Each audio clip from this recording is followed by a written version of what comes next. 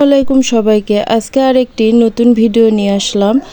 আলু গরুর মাংসের পাতলা ঝোল। এর জন্য একটি প্রেসার কুকার নিব। এর ভিতরে দিয়ে দিব গোটা কাঁচামরিচ, শুকনা মরিচ, গরুর মাংস, তেজপাতা, গোটা রসুন, পেঁয়াজ কুচি, সাদা ফল, কালো ফল, দারুচিনি।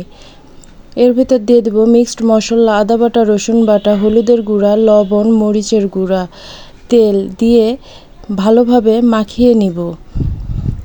দিয়ে দিব পানি। এরপর ঢাকনা দিয়ে ঢেকে কিছুক্ষণ সিদ্ধ করে নিব। তারপর কড়াই দিয়ে দিব। এর ভিতরে দিয়ে দিব আলু দিয়ে একটু নাড়িয়ে দিব। তারপর ঢাকনা দিয়ে ঢাকিয়ে দিব।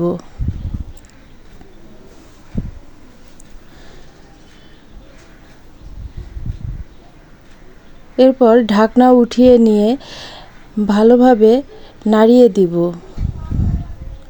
আবার ঢাকনা দিয়ে ঢেকে দিব।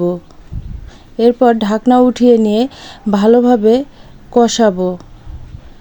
5-6 মিনিট ধরে কষিয়ে নিব। এভাবে অনবরত নাড়তেই থাকবো। নাড়তে নাড়তে সুন্দর একটা কালার চলে আসবে। যখন মাংসগুলো থেকে তেল বের হয়ে আসবে, এর ভিতরে দিয়ে দিব পরিমাণ মতো পানি। এরপর আবার ঢাকনা দিয়ে ঢেকে দিব। এরপর ঢাকনা উঠিয়ে নিয়ে দিয়ে দিব ভেজে রাখা জিরে গুঁড়ো। এরপর নামিয়ে নিব। হয়ে গেল আলু গরুর মাংসের পাতলা ঝোল। সবাই লাইক করবেন, কমেন্ট করবেন, সাবস্ক্রাইব করবেন। আল্লাহ হাফেজ।